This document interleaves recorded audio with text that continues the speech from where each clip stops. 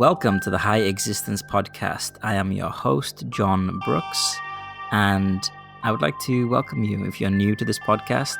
And if you've already listened to this podcast before, I'd like to welcome you back. We've been having some great reviews and comments on the previous podcasts.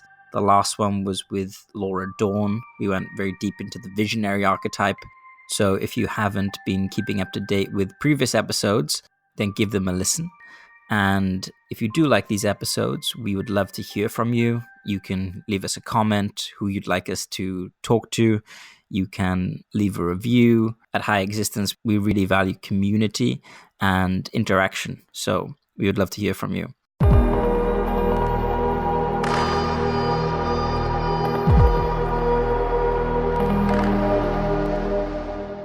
In today's episode, we speak to Justin Nopp, who is a learning expert. Justin, from a young age, was always smart, but disillusioned with the way things were being taught at schools.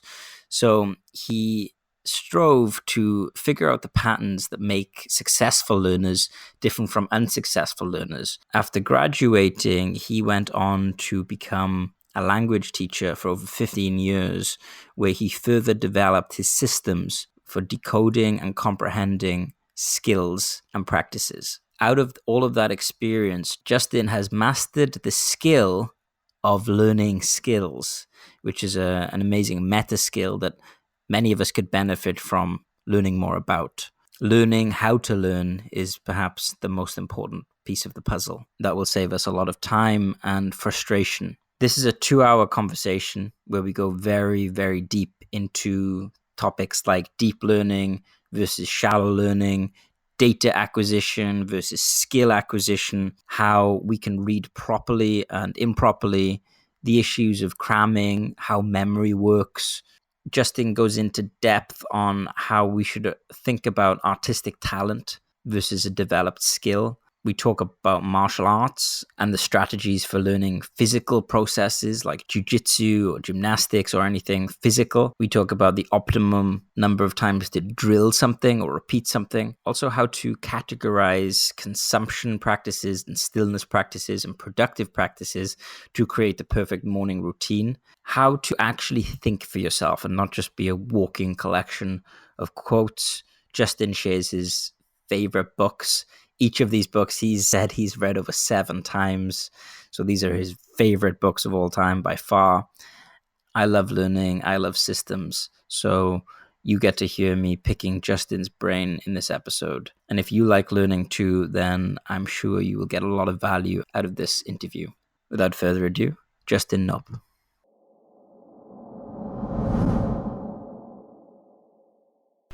So I want to zoom out for a minute, and I just want to ask you, what are you an expert in compared to the average person? Okay. The easiest way to answer that is I'm a learning expert. Compared to normal people, I'm very specialized in data and information, how to break it down, and how to piecemeal it into the brain in sizable chunks for an individual. And then going further into that, what that looks like inside the brain, how each mechanism works, what are the common misunderstandings and myths that come along with learning in the brain.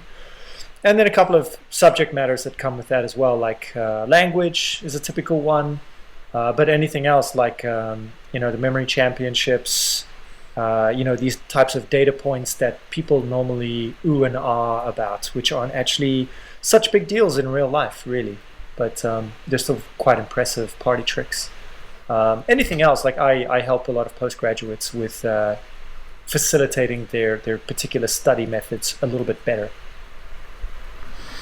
So you specialize in learning. Would that include every single type of learning, or is there like a subset within learning in a general sense that you tend to thrive with? I'm not too sure I understand the question. What do you mean with different types of learning? So like maybe we should define what learning is, but like for example, if someone is loses the ability to walk and they want to learn how to walk again, for example. That's very different from learning a language. Got it. Okay, yeah. So really what we're talking about here is skill acquisition. And so when we talk about learning, most people think about books, but actually books is the facilitation of data to then make it a skill. So when data can come to you without you actually thinking about it, much like when you learn a language, initially you have to study grammar and vocabulary, and you have to put a lot of information in your brain. But after a while, it actually becomes a skill, and that skill develops. And that's really what we call true learning or deep learning. That's when you don't need to think about it. You can just do it. It's that automatic learning. So think about, I think the best way to connect it with people is think about driving a car. The first time that you get in a car and you have to learn how to drive that particular, whatever it is, automatic or manual, there's a certain number of pieces of information that you need to take in and operate at the same time and balance. But, whether it's been checking your rearview mirrors, checking your blind spots, indicating, changing gears, clutch control, whatever, pedals that you need to operate.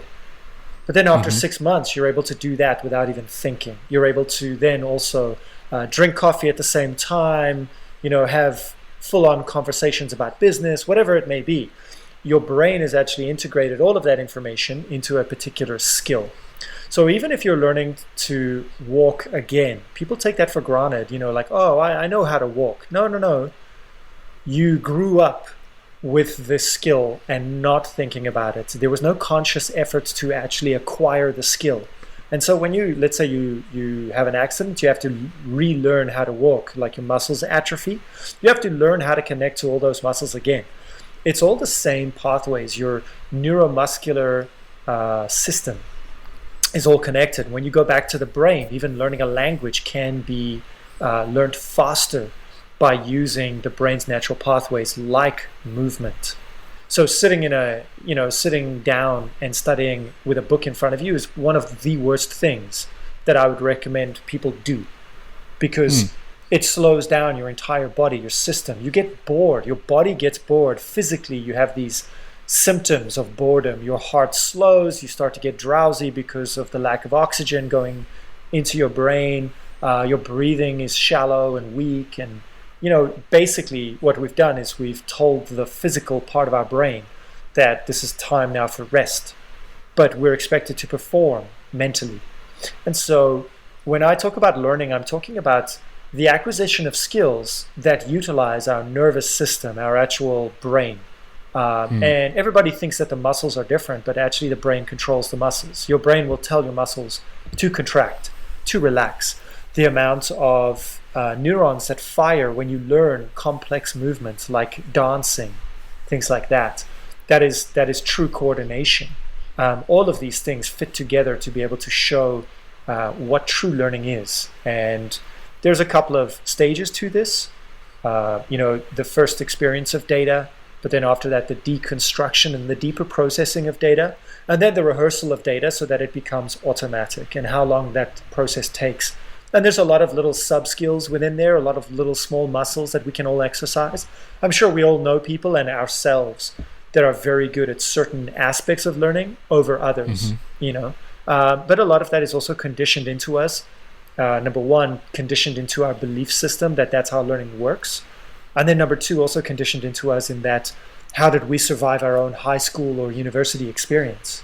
A lot of it was, I just had to do this. Or my favorite one is of course the cramming sessions.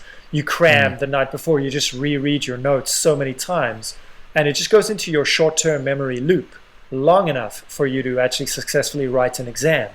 And then 2-3 days later, when that short-term memory kind of storage capacity is cleared out, you can't recall anything, and you sometimes marvel at how you even passed that exam. I've had that experience.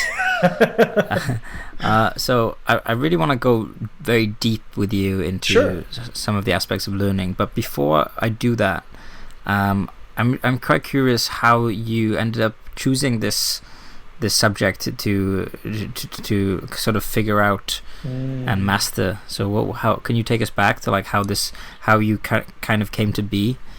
Sure. In this way? Yeah. I mean, I think everybody's got one of these stories of you strive to become the person that you needed most when you were developing. And so for me, I was always smart, but learning was a difficult task, especially the way that it was presented at school. And I just saw it was ineffective.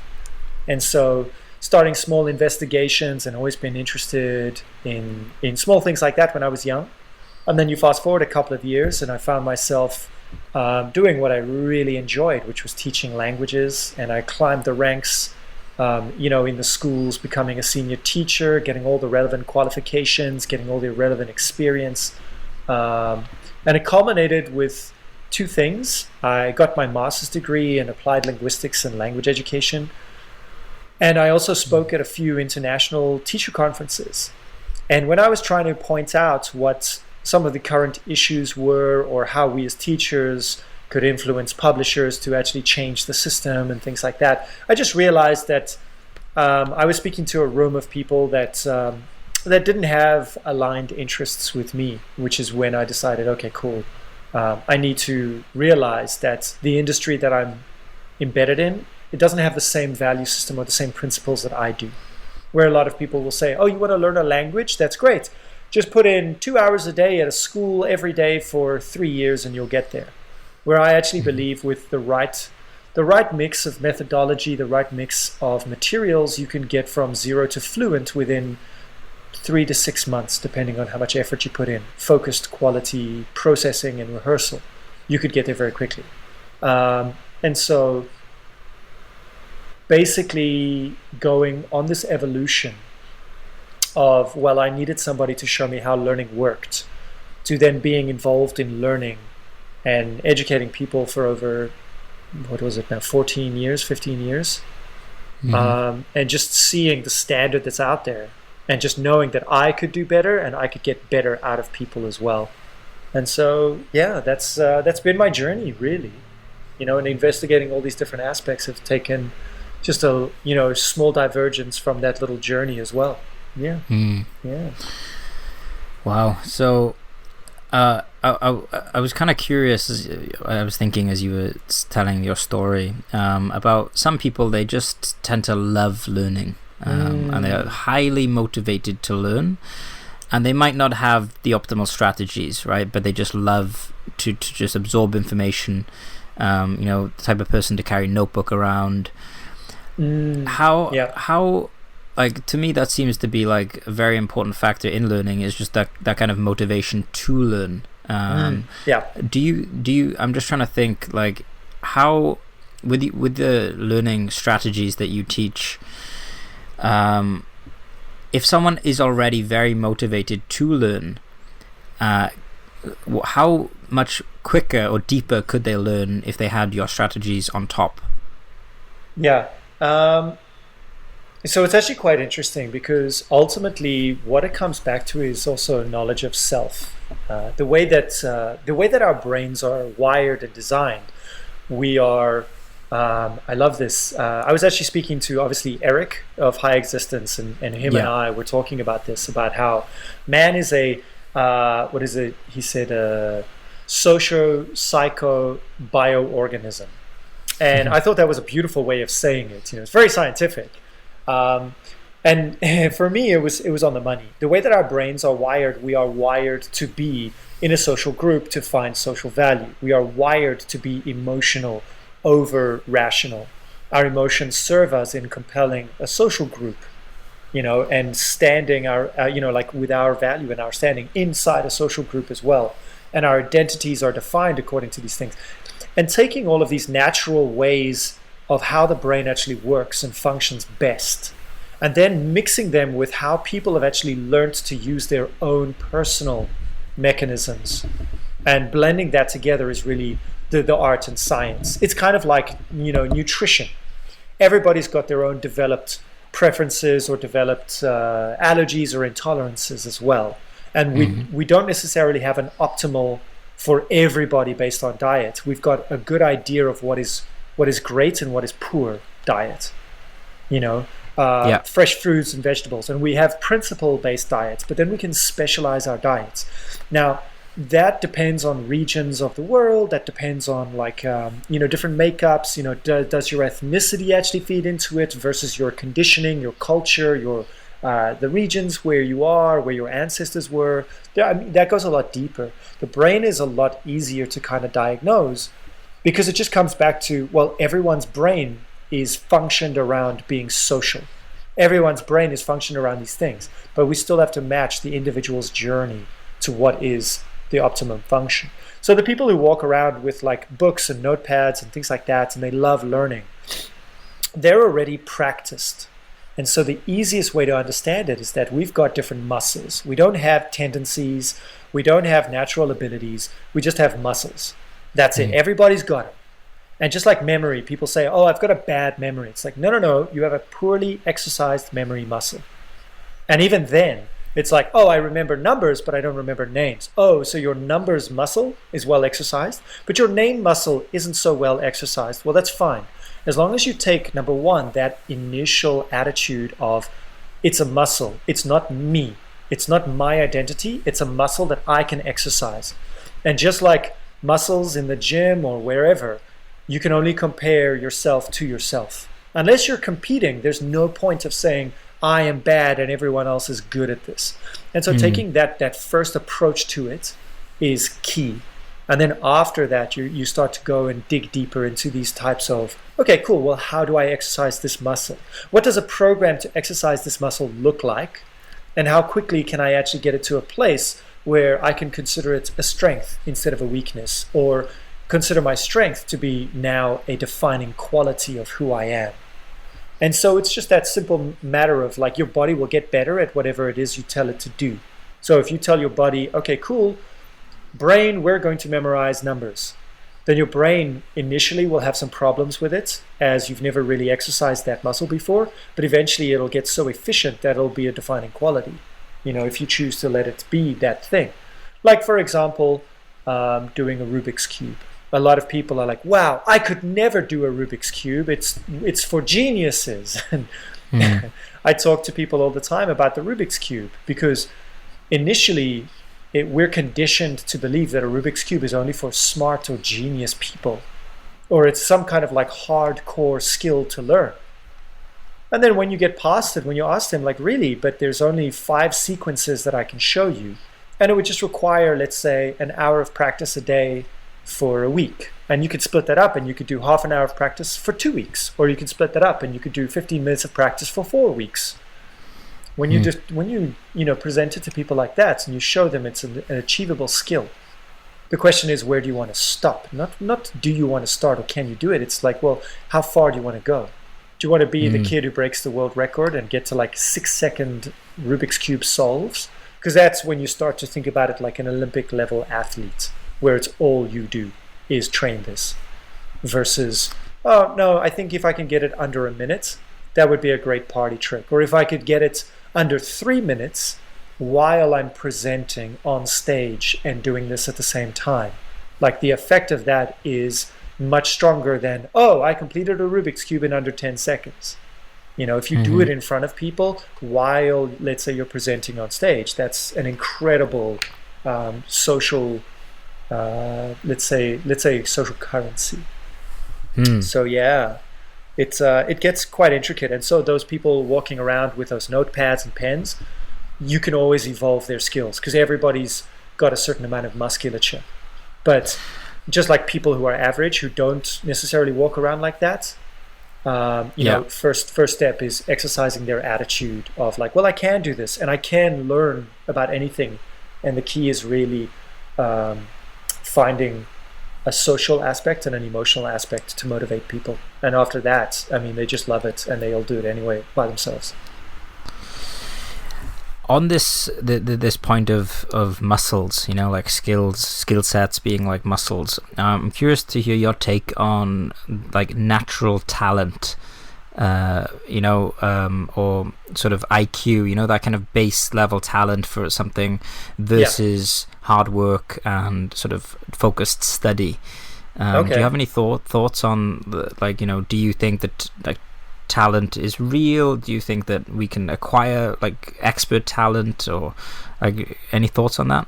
Yeah. So initially, straight off the bat, I've got three things which come up from that question. The first of which is that like IQ as a measurement is largely overemphasized.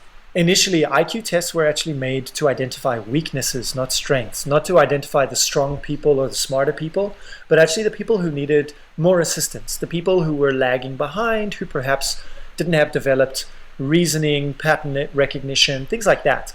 So societies like Mensa, where people identify themselves as, oh, I'm in the smartest 2%, okay?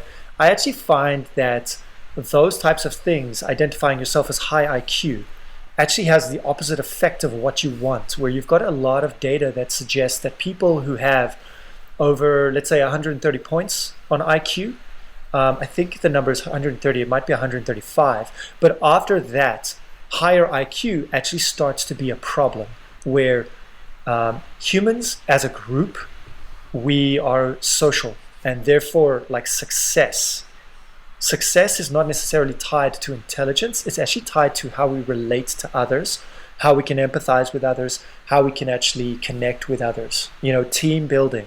One of my favorite movies to emphasize like a great role model is The Wizard of Oz, like Dorothy, in that she has no particular skills other than empathy and team leading.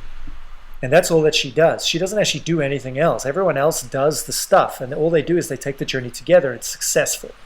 And I think that that's a great, great emphasis on social intelligence. But, so number one was this metric of IQ. Number two is then this idea that social intelligence, just like emotional intelligence. You've read the book EQ, Emotional Intelligence? I read the social intelligence one, not right. The emotional. Yeah. So he actually came out with another book called Personal Intelligence, which if we define intelligence in certain ways, then we'll see who is or is not intelligent. But this personal intelligence, like a police officer who's been a cop for 20 years has a certain level of intelligence and intuition about these personalized experiences that he has, which call together a culmination of all of these muscles in his brain that he's learnt of doing this thing again and again and again that makes him highly specialized. And that is a type of intelligence that you cannot replicate. And so a chef, a baker. And so the Chinese actually define this as Gong Fu. So it's traditionally, we think of Kung Fu as, these things of martial arts and like flying kicks and Haya. But actually the terminology like Gong Fu translates as developed practice, developed skill. And so a baker can have Gong Fu, a developed skill, And so I think my third thing is, why would anyone want to define themselves as intelligent? Where it seems to defeat the purpose, where curiosity, defining, the more people know, the more they start to say, oh, well, I know this, therefore I don't need to learn more. I don't need to learn more about this particular thing. And so I'll introduce a concept of breadth versus depth of knowledge, which becomes really, really exciting when you think about it, where if I've studied a little bit of everything, and a lot about one particular topic, which is my specialization, it becomes very easy for me to, number one, relate to new information that I find, but also number two is then I get excited about it because I have that little bit of knowledge about everything. And then also take inspiration from that and bring it into my own field. So something that I saw recently, I don't know if you're familiar with wind thermals. No. So like you take a big bird like a condor or an eagle, something that's huge, like a vulture, a very, very, very big bird. What they actually do is they ride these air thermals, these wind thermals, these rising whirlpools of like hot air, right? And that's how gliders, paragliders, hang gliders, they all fly on these wind thermals. They will ride this thermal high into the air, and then they will glide for a far distance until they hit the next thermal.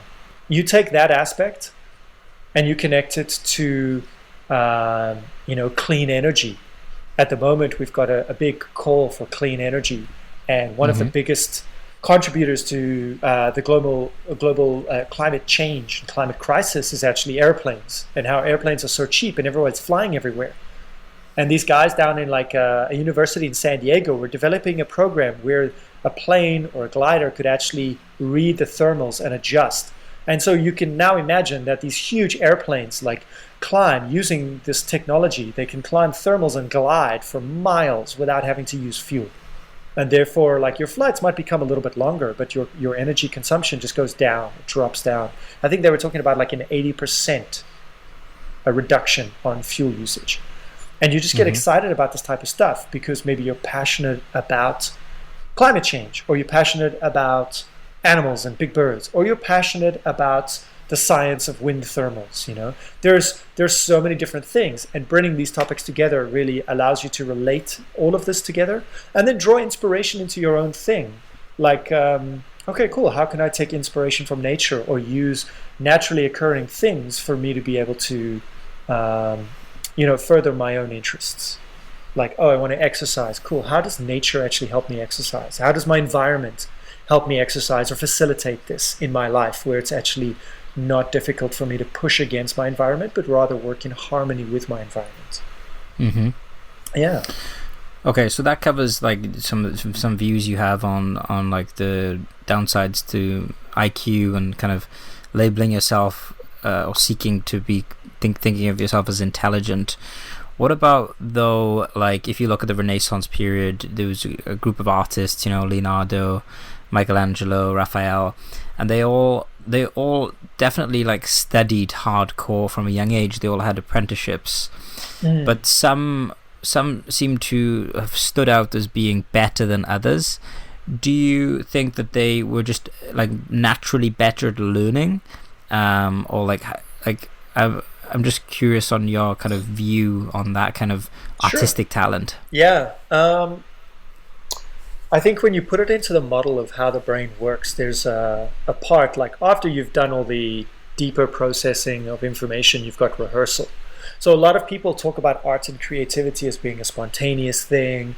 I don't have those kind of views. For me, art is more of a developed practice as well. Like, you can be truly artistic, but have zero developed skill. And you can be zero creativity, but have a developed skill as well. Now, some of the famous painters, I think it was Monet, I don't know, there are multiple examples, if you go and research it, of whatever you think is your the most creative painter that you can imagine, or someone who was very spontaneous, and you actually research them, you'll find that they did hundreds of hours developing a skill in a particular thing. And so, like you're saying, they did apprenticeships, they did this, they did that. They were talented, they started with good skills.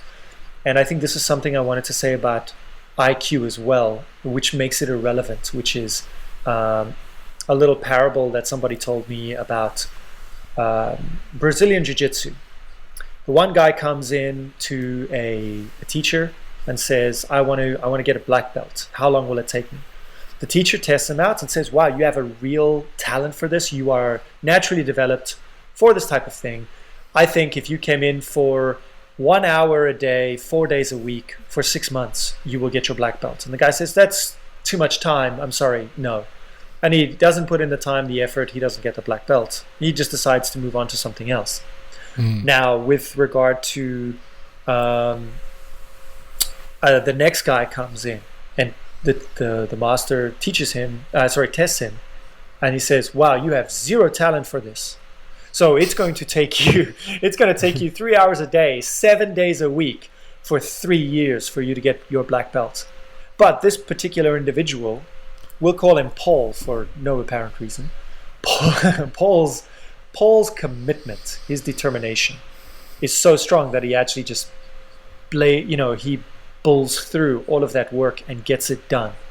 And his motivation and his discipline is actually the defining factor to his skill development. And if Paul met up with that first guy, he would absolutely wipe the floor with him because he has a developed skill versus that natural talent. And so when we talk about like Renaissance painters and things like that, it's much in the same vein, where did these people just have a natural talent, or were they in the right place to have the right apprenticeships with the right amount of motivation and then discipline to be able to develop that type of skill, and then be in the right places amongst the right people to then have inspiration to create certain things out of their developed skill as well. You know, it's quite a synchronicity that you gave that parable, because one of the things I wanted to actually ask you about in this conversation was about Brazilian Jiu-Jitsu, because I've actually just came back before this call from a Brazilian Jiu-Jitsu class. I've been studying I've been studying this art for maybe about a year and a half, and I find that this art is very interesting because first of all, there are so many techniques to learn. So like there's like learning the techniques, understanding the techniques. Then there's the kind of like embodying them. So it's not enough to kind of like know them. You have to actually like physically know them. And then on top of that, you have to be able to do them in a real situation with an opponent who wants to stop you from doing that, and like overcome that opponent. And they say like a black belt on average can take 10 to 15 years to get. And I'm very fascinated how you would take that sort of, it's kind of like a very lots of high level thinking and intelligence, and also like that physical side, and how you could help someone learn the art of Brazilian Jiu-Jitsu, or any kind of like complicated martial art for that matter, in an accelerated way. Do you have any like ideas or tips on that? It's very interesting that you asked me this question, because I used to actually teach a martial art. It was called the Yin Style Swimming Body 8 Trigram Palm. I actually think I'm missing a couple of things. I don't know. It's been close to 6 years since I left this particular style, and it is a very complex martial art. And I've always been attracted to Brazilian Jiu-Jitsu because of its complexity as well. I really enjoy martial arts that function on like a higher cognitive level as well. Surprise, surprise, you know. And so something like this, we can take it as an example to run through your actual model of learning. And so the first thing that you need to establish is that you need to see a certain amount of it. You need to feel a certain amount of it. Like the brain has got specific neurons called mirror neurons. Now, if anyone's unfamiliar with that, it's just very simple. When you see someone doing something, the same neural pathways light up in your brain as if you were doing that particular action yourself, but to a much reduced intensity. And so lighting up those neurons is a great way to start. But then what we do with anything is we start with a particular principle in mind. And so principles of things like Brazilian Jiu-Jitsu, the first question is it gi or no gi? And then after that, it's like, okay, well, what are we operating on? If we're talking about getting into a lock versus a choke, and so you start to understand fulcrum dynamics. And understanding that means that you initially are exposed to a lot of techniques, but it becomes your responsibility to actually boil these techniques down and reduce them down to like their core quality. And the core quality is usually going to be your fulcrum dynamics, your principles of getting into and moving out of certain positions. So it's not actually the final position that makes it important, but rather the movement into the final position. Because the final positions initially are easy to see. Oh, I just need to put this person's arm in between my legs, hold onto their wrist, and then their elbow would be on my stomach, and I can get them into that arm bar. But how do I actually move into that position? Well, there's multiple ways. And why do those multiple ways exist? And so you've got these fundamental principles. Initially, your best course of action would be to find, let's say, 10 techniques which exemplify completely different strategies to get into that one position. Like, let's say one of them, you've got the mount position. The other one, you've got the guard position. You're on the bottom, you're on the top. So you play with all of these variables. You have these independent variables that you're going to manipulate. A larger opponent, a smaller opponent, these could all be your variables. And then what I would do is train them. Much like if you're training football, you would train a skill like ball control. And I would repeat that. Now, a lot of the research shows us that to develop a skill so that it's automatic will take us a certain amount of time, let's say a period of 2 weeks of training it. And so we build up to over 100 repetitions. And that would be the cleanest, purest technique with no deviation from that particular thing, so that you can just flow without thinking. After that, I would start to introduce integration, which is, let's imagine, ball control into shooting at the goals. So it's the same thing. We integrate, let's say, we go for a classic attacking position. I'm on top, you're in the guard position, and I pass the guard and get you into an armbar. Great, okay? And then we integrate it into, okay, I do this, but then you resist the armbar, and I have to either dig in deeper, or I have to then switch it up into get you into, let's say, a headlock or something like that. Integrating some type of flow. And then after that, what you do is you introduce certain amounts of stress for you to be able to overcome those particular things. So let's say your stresses are going to be that you're not starting in a perfect position.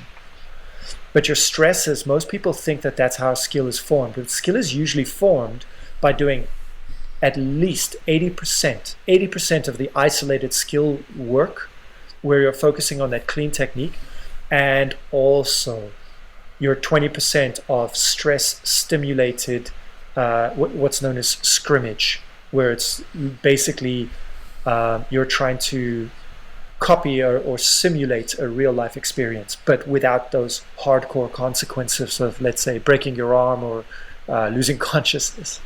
And so what Brazilian Jiu-Jitsu, from what I've seen from most people who train it in a lot of the gyms that I've been in, and of course I haven't been in every single gym or dojo or rolling mats in the world, so I don't know your particular environment, but a lot of people, they train scrimmage more than anything else, and weighting it and weighting those ratios of like, well, how much of that consistent practice do you do where it's just clean and pure versus how much do you do with scrimmage?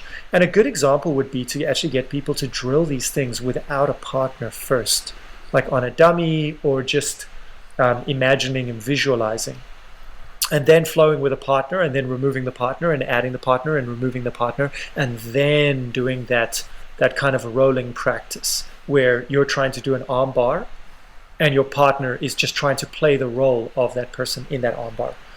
And what you do is you start to develop feeling, rather than going, okay, first I need to do this, then I need to do this, then I need to do this. Your brain will start to automate that process. And what will happen is you'll notice when you're past that point, and eventually you'll get to a point where you're rather dealing with smaller intricacies, like, oh, this person's stronger. Okay, let me do this to adjust. And so the minor adjustments come in at a later stage in the game. Once you've got your general shape of movement, minor adjustments come in. And those minor adjustments are where the successes come in. And I will guarantee that anyone of high level will tell you that they will be able to get you into an arm bar every single time. Like, they will say, okay, we're going to roll for 15 minutes and I'm only allowed to do this one movement. And it doesn't matter what you do, I will be able to get you into that lock every single time. And that's one of the most debilitating things a martial artist can do, is tell you how they're going to checkmate you. And there's nothing that you can do to resist it. And that is a true high level of skill. You know, when people sucker punch you, that's not necessarily a high level of skill. That's a good use of environment and timing and distraction. And these are ways that we can get around bigger opponents, stronger opponents, more experienced opponents. We can feed into that type of psychology. We can go into that realm. But for developing skill, that is true skill development, is the ability to say, I'm going to do this, and I want you to stop me doing this. And I find ways around it that's not brute force solutions, but more elegant solutions, like finding those rhythms, those it's very difficult for me to talk about martial arts without actually demonstrating it, but like those turns, those sweet spots in the muscle where you can actually deviate their opposing force and then overcome that. So there are two things there that I would love for you to, very interesting ideas that I'd like you to get some more clarification on. So the first one is, what would be the benefit of drilling with a dummy or solo instead of always drilling with a partner, because that's something almost like nobody that I know does that. But I'm just curious, what would be the benefit of that? And then to follow up with that, how many repetitions of a particular move would be the ideal before sort of moving on to something else, in your opinion? Okay. Okay, so let's start with the first question. Obviously, a lot of my background is also with language acquisition. And so if I told you that speaking is a skill, 90% of your speaking practice should be alone. People are like, what? Why would I? What? Why would you speak alone? Surely speaking needs a partner. And it's not the idea of the partner being there to offer you feedback or resistance. It's more the idea of, for you to speak, for you to produce anything, whether it be movement of your mouth to produce words, or whether it be coordination of your body in order to facilitate that final lock, you need to balance a certain amount of working memory. And working memory, for anyone who's unfamiliar with the term, working memory is basically your information management system in your brain, where you like, oh, okay, we're doing this now, let's bring that memory out and let's put it into the body. Let's facilitate that. So it's the communication between your body and your brain of how to do something. And so in the beginning, if I teach you Japanese, something like Watashi wa Nihongo ga umaku hanasu koto ga dekimasen, you're like, oh my gosh, that's so big. That's because your working memory is limited to a certain number of slots. And so if I just said Watashi wa, you're like, oh, that's much easier. It's limited, it's smaller. I have enough working memory slots to be able to work this. So, I mean, it's an abstract notion, but approximately 5 to 7 slots, let's say. I would even be more conservative and say 3 to 5 slots per person. And so if I ask you to repeat that phrase while balancing a pencil on your finger, you would actually stop speaking Japanese to focus on balancing. And then when the balance is sure, that's when you would start focusing on Japanese again. And you would see your brain unable to multitask and flip between these two states. And that's why we talk about this thing, that there is no such thing as multitasking, but there's just quick switching between two different focuses. And so if we take that into mind and we talk about training, when you are training alone without a partner, what you are doing is facilitating this memory retrieval system and memory activation in your physical body. And so I tell people 90% of your speaking practice should be alone, because then if you practice the conversation of, let's say, going into a coffee shop and ordering a coffee, or speaking and doing the where are you from conversation in a language, if you practice that 90% on your own, by the time you go into a coffee shop and practice it, you will be part of my French, but you'll be I was going to swear, and then I'm thinking maybe it's not a good idea that I swear. But you'll be fantastic. You'll be, you'll be amazing, and you'll feel confident. It'll have such an impact on your confidence. It'll be incredible, and that confidence obviously puts you into a different state of being as well, where you will start to believe that you can do it, which is an amazing thing as well. Instead of being insecure in your movements, you'll take fewer risks and you'll get fewer rewards for it and experience fewer victories as a result. And so drilling on your own, you're facilitating this memory retrieval, this reconstruction of what it is that you're doing, and drilling that and then putting a partner with it on the final 10% allows you to put those shapes into context.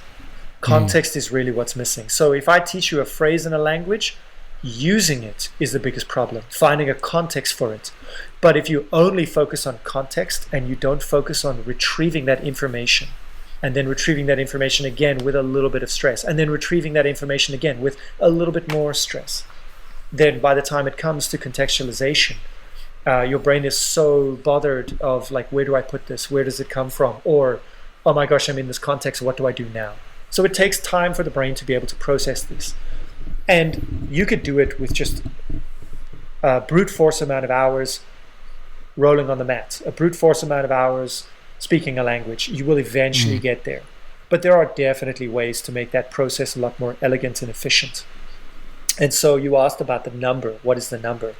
So as you can imagine, there's a lot of people out there talking. Malcolm Gladwell was talking about the 10,000 hours rule. The 10,000 hours rule, the research that's come out with that as well is actually shown that there's more value in having a certain amount of hours across a breadth of different disciplines, and then afterwards specializing in one. And then, so developing depth out of your breadth of knowledge. And so even then, I would say Brazilian Jiu-Jitsu, but then cross-training with other things and cross-training with other things, but specializing in Brazilian Jiu-Jitsu will have major impacts in your ability to learn faster. Now, if you want to just talk about, purely forget the cross-pollination effect, let's talk about purely training Brazilian Jiu-Jitsu. How many hours? Let's say, how many repetitions for just one armbar technique? There was an interesting study done showing that you needed between 70 to 100 repetitions of something before it became automatic.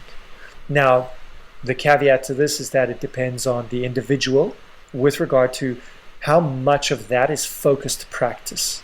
So if somebody's a newbie and they're not sure about particular movements, they haven't got experience in particular movements, it'll take them to the higher end of that range.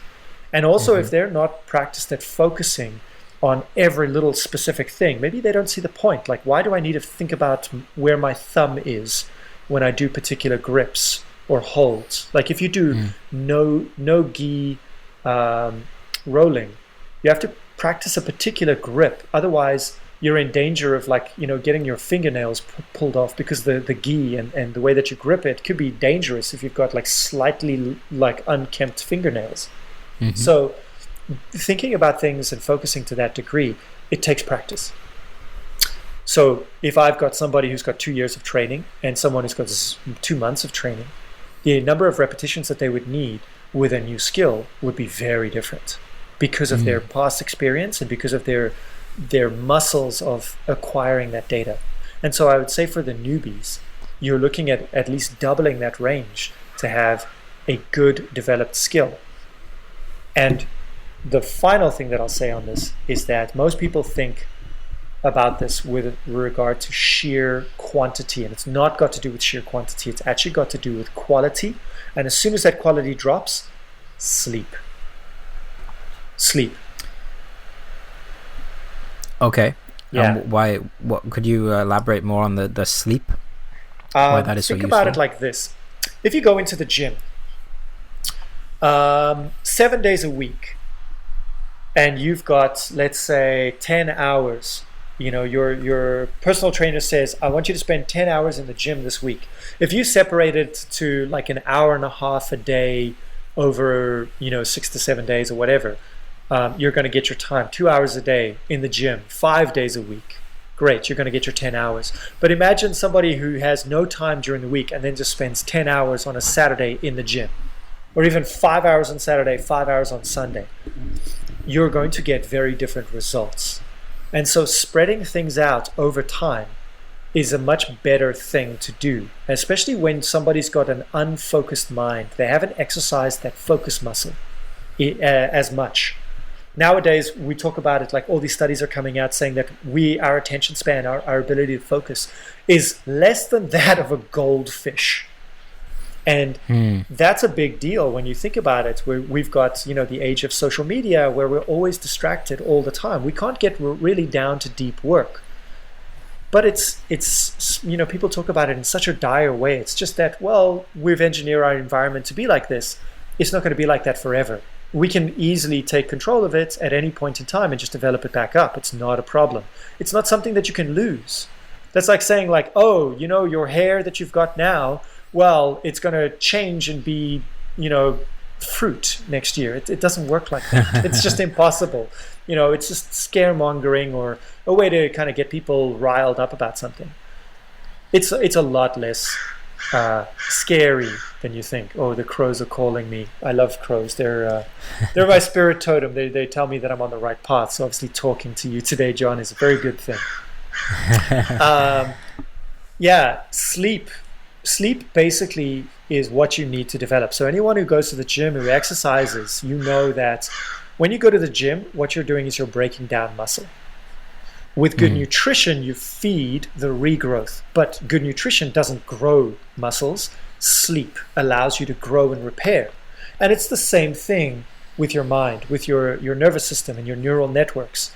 When you are learning something, what happens is a chemical change. Now, when you repeat that chemical change over time, it'll slowly start connecting stronger and stronger and stronger neurons together.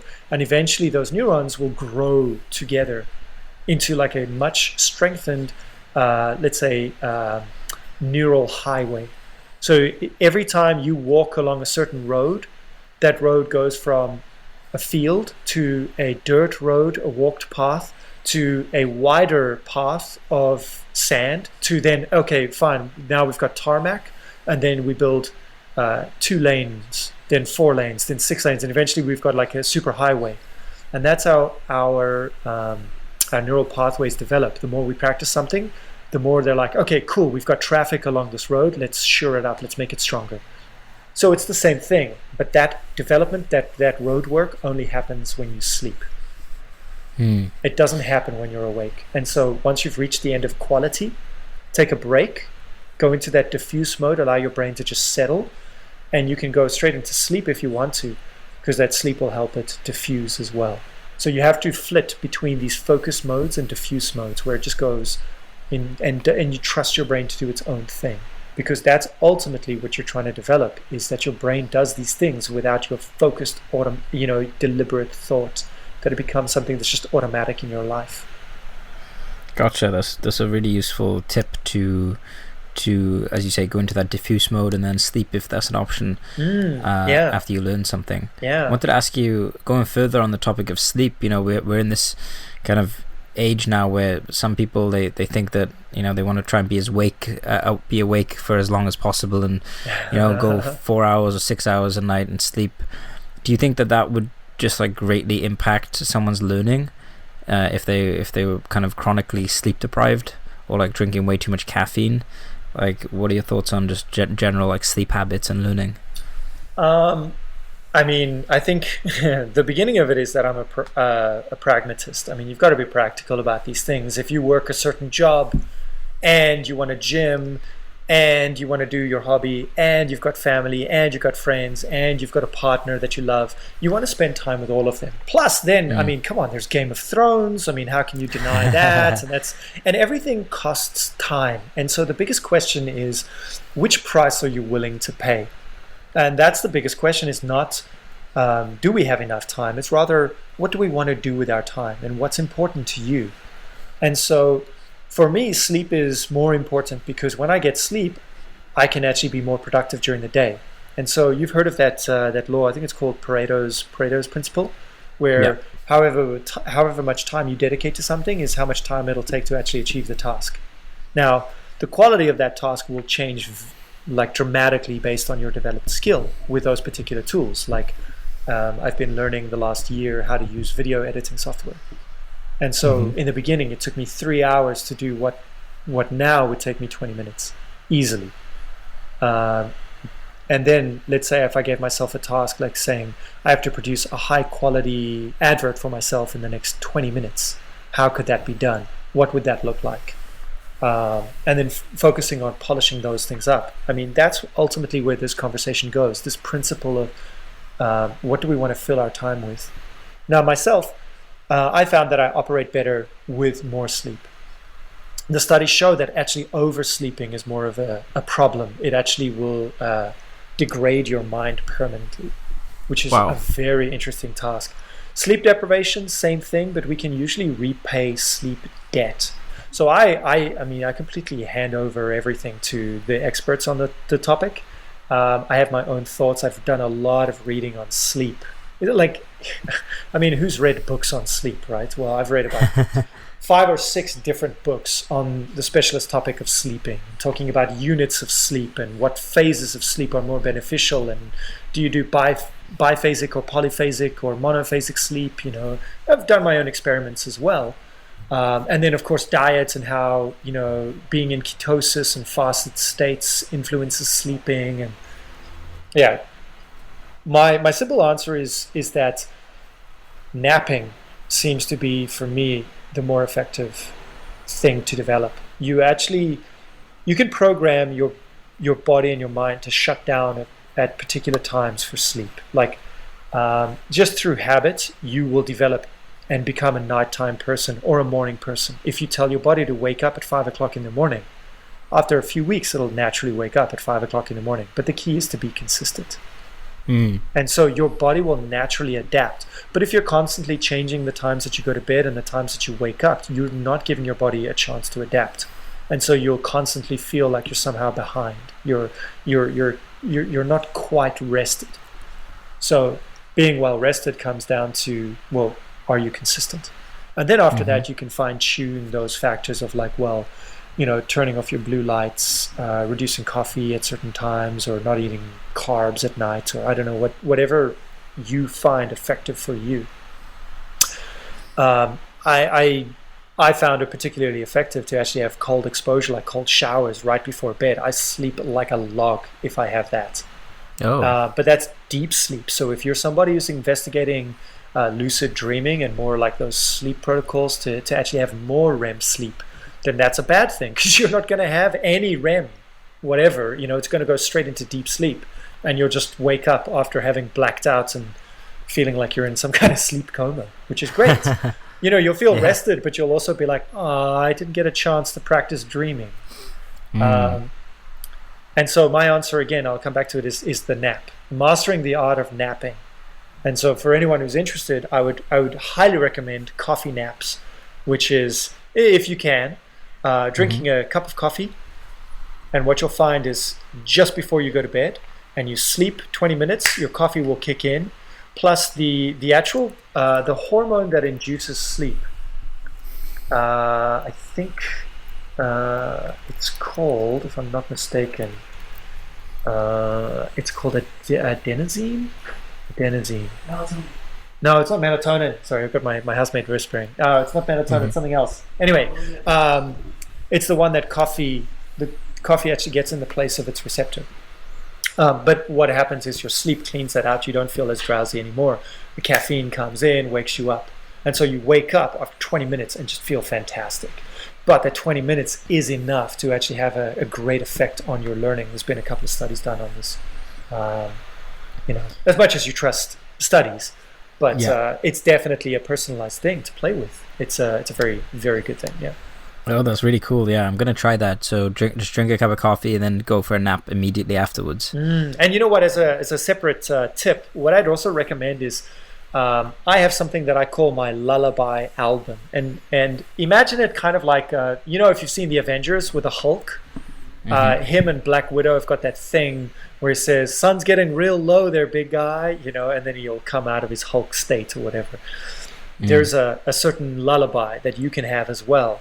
My album is, I don't know if you're familiar with a band called Massive Attack. Yeah. Yeah, they did an album called Protection. The entire album, I think, plays through. It's about 40 minutes long. And it is just such soothing, calming, but also mesmerizing. It's kind of got this binaural beats type of thing happening. I don't know if they planned that or if it's just me. But I love that album. And I play that. And whenever I put it on and I'm lying down, by song 2 or 3, I'm in a sleep state. I'm gone. By about song 7 or 8, my brain starts to wake up a little bit and I lie in bed until I listen to the end of the album. By the end of the album, I'm up again and I'm out. And so sounds like that, especially the combination of sounds with lights down and everything else turned off and you lying in a certain position, you actually start to tell your body, this is time to nap. And when the sounds disappear, this is time to get up. And again, it's something that's really worth developing if it takes you about 3 weeks to develop a lullaby album, because then without the coffee, you can also click into that state quite easily. I love that. That's such a cool one. On the topic of these kind of rituals, are there any, I'm curious what your kind of daily routine or like, so you've mentioned lullaby album, coffee naps, and then cold exposure before bed.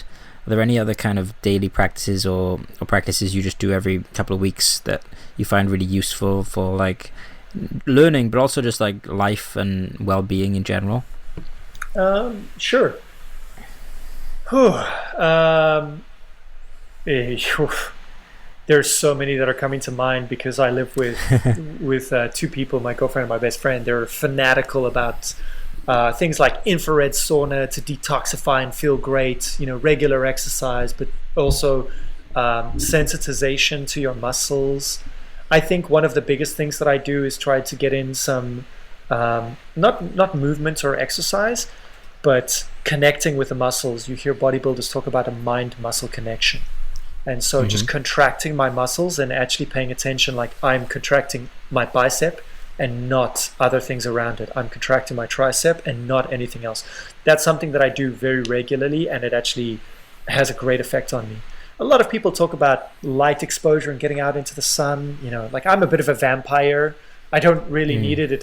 I haven't found it affects me that much. I don't suffer like winter or seasonal, what do they call it? SAD, seasonal affective disorder. I don't really get that.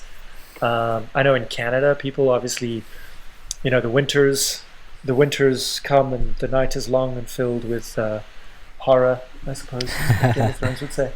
But my particular routines are, I try to find something, information that I consume at least once a week. I'll try to find a new idea. When I read a book, there's normally one or two key concepts in there for me to chew on.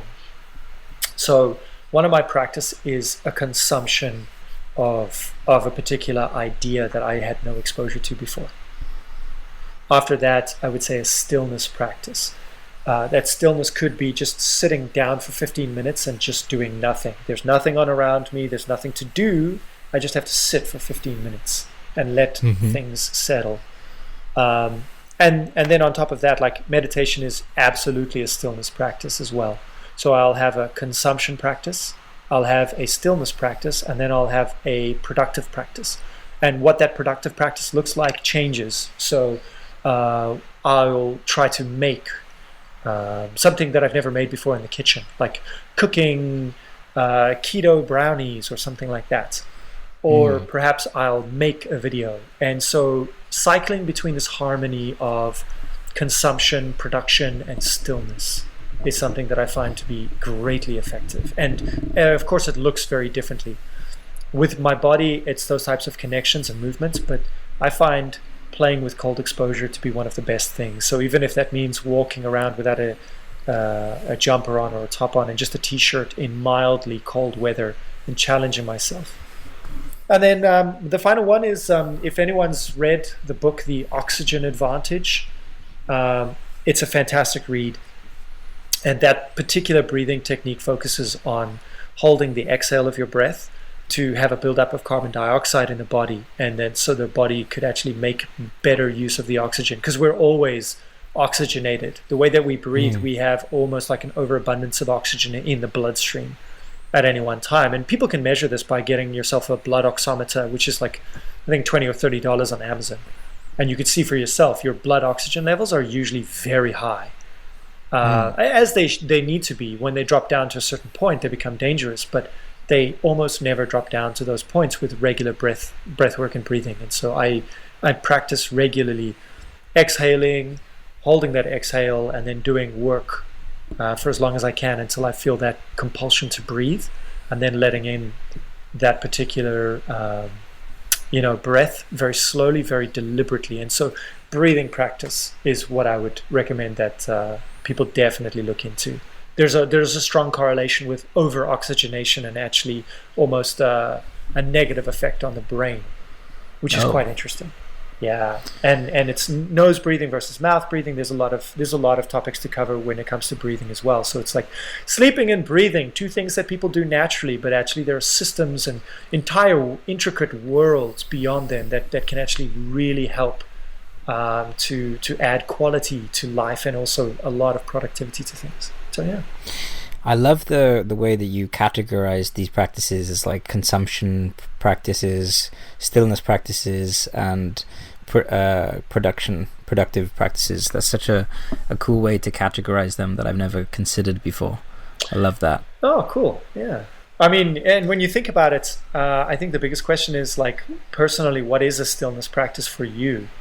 I mean, John, do you have a particular answer? You know, like what would you say would be your stillness time where you're not doing anything, you're not consuming or producing, you're just being?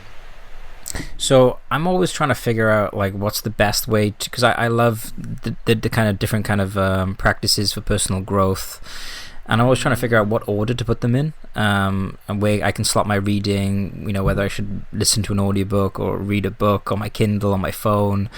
And I want to ask you a little bit more about reading in a minute. But Sure. for my stillness practice, I have two of them. One of them is just meditation. I use Sam Harris's Waking Up app for meditation, Right.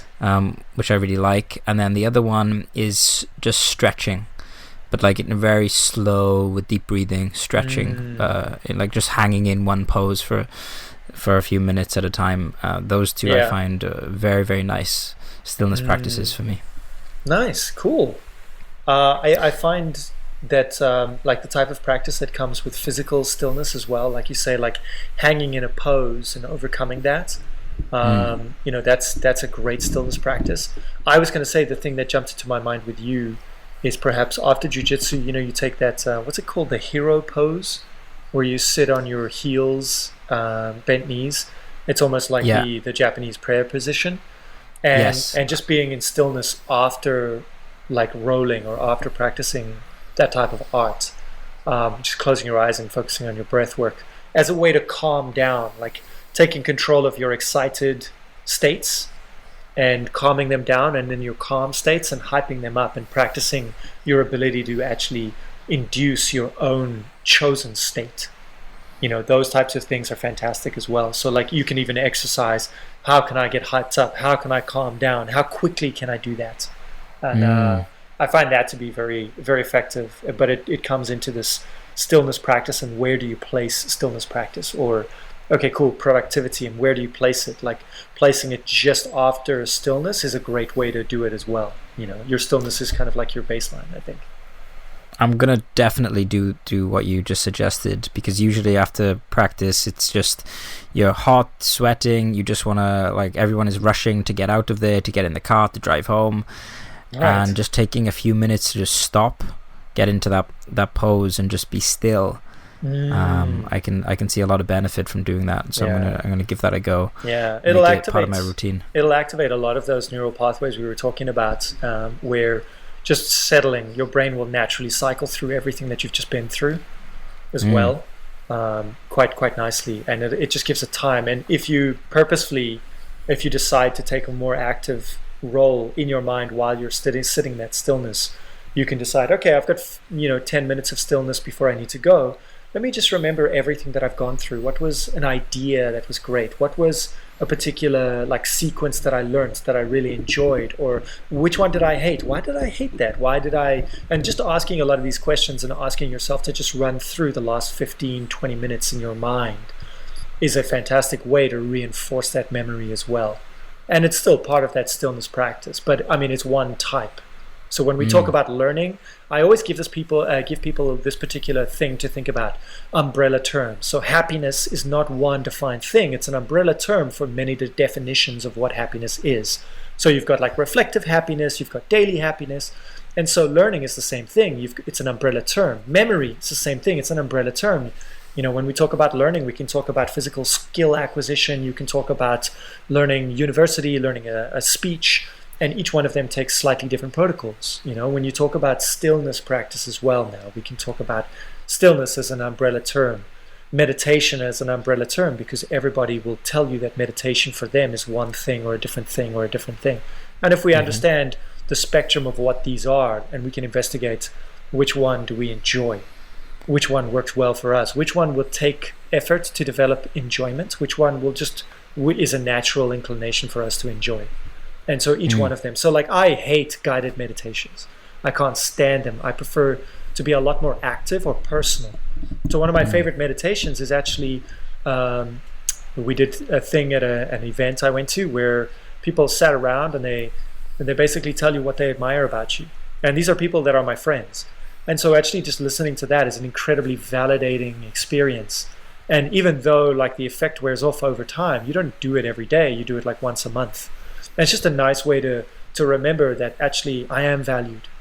where other times our social insecurities may get the better of us. And so my favorite types are more personal and more active types of meditation. But that's only one type of stillness anyway. And so remembering that stillness is an umbrella term, and what it looks like for each person can be different and should also be explored by that person. So I'd love to hear your exploration into it and what it comes back to being. One of the other areas of learning I was curious to get your ideas on is this idea of sort of like when you learn something, then becoming the teacher of that thing you learned. So like if you read a book, I've heard that it's good practice to integrate what you learn, to go out into the world and talk about what you've read, or just to teach someone. Is that accurate? So this it's pretty much what you're referring to was a study that was done at I believe it was the University of Maine. It's called the Pyramid of Retention Rates. If you just lecture to someone, they'll retain maybe 10%, I think the study found, and then after that, depending on the model, I actually have the model right here. Depending on each one of these different things, you would get a different response. And so the epitome of that, of course, the pinnacle, comes down to, you will retain a lot more if you teach it. And of course, studies being what they are, there's always going to be flawed methodology in studies because as a human, we can't take away our observer bias. It's almost impossible to take that away. Now, saying that, there we go, I've got it now. It's the, there we go, National Training Laboratories in Bethnal, Maine. They made famous this pyramid of the average learner retention rates. Lecturing, you'll retain 5%. Reading, 10%. Audiovisual, 20%. Great. Demonstration, 30%. Discussion groups, 50%. Practice by doing, 75%. Teaching others, 90%. So everyone just naturally says, great. If I teach others, 90%. That's fantastic. Let me go into that teacher position. Now, the reason why this works is because in our brains, facilitating a lot of this is the natural way that our brain works. So our social part of our brain is what works. And the social part of our brain is wired to prefer stories. Mm-hmm. The social part of our brain is vying for social validation, social status. And so teaching others automatically places us above others. Great. Okay. Mm-hmm. Fantastic. By showing others what we know, we get validation. Fantastic. So if you tell somebody to teach another person what they've just learned, sometimes you'll get that that because they might not be that confident in themselves, they will be forced into it and they won't want to do it. Or alternatively, they will overcompensate and they will start to make up stuff that they haven't learned. They will start to autocomplete as a way of if they don't know the answer to something, they don't want to seem stupid in front of social groups. So right. The teaching others thing becomes a little bit precarious. We need to be careful with that. An easy remedy for that is to approach it with an idea. So I like to get a lot of my clients to make videos where they are demonstrating the skill that they've developed, explaining what they've done, what they've learned, and then teaching others after that. So that the teaching thing comes last, the demonstration comes first, and then we start to separate out social validity. If I can demonstrate I can do it, then I get the validity there, not by teaching you. By teaching you, I'm just sharing information. But by demonstrating, I'm actually, fine, okay, I'm showing my value, and I'm showing how much developed skill I have as well. So demonstration becomes a big deal, teaching becomes a big deal, but then also a reporting. So those are the three protocols that I follow. So it's not just teaching others. And then by sharing, by reporting back to people, you also put yourself in a position where other people are almost invited to participate because they're almost like they're the boss and you're reporting to them. This type of thing creates a discussion. Social engagement of the particular topic allows you to investigate. Whereas if I'm teaching you, There's no investigation. I am the authority. That's the end of the story. And then we create power struggles and things like that. So I tend to recommend to people to rather start the discussion. And so a lot of the people that I've coached with learning and studying, the postgraduates, getting a study group together and actually having social discussions and social debates about what interests them or what confuses them about the topic. And then, even if there's nobody to teach, creating a video where they demonstrate, report, and then teach what they just learned as a way of actually almost revising what they've done. And then you can delete that video. You don't need to do anything with that video, but just the fact that you've actually explained it and recorded it as if you were talking to someone is enough to activate the physical mind, the social mind, and all of these other parts of our neuropsychology that comes into play when we learn. I love that. Yeah, okay. So there's a little bit of a trap in just going off and teaching someone. Exactly. Because you could autocomplete. Yeah. But the demonstrating first on video, I think that is something that could also be applied to JiuJitsu as well, perhaps, like teaching a particular technique on video, demonstrating it, and then going off and teaching it would help like integrate the technique. Would you agree with that? Yes, absolutely. Definitely, as humans, demonstrating and seeing something, especially if it's another human demonstrating a skill, a physical skill, it's mirror neurons kicking in again, and if I'm allowed to, while I'm watching you do it, like move my body and see if I can actually make the shapes with my body that you are making, I'm mirroring you, and I'm actually practicing while you're demonstrating. That type of thing is very interesting. And when people talk about teaching, teaching is an umbrella term. What exactly is teaching? Being a language teacher, people expected me to talk about grammar for hours at a time, where actually the explanation itself I found was 5 minutes. Show an example, explain how it works and be very clear, field any questions, and then it's like, great, do you understand? Yes. Is it clear? Yes. Awesome.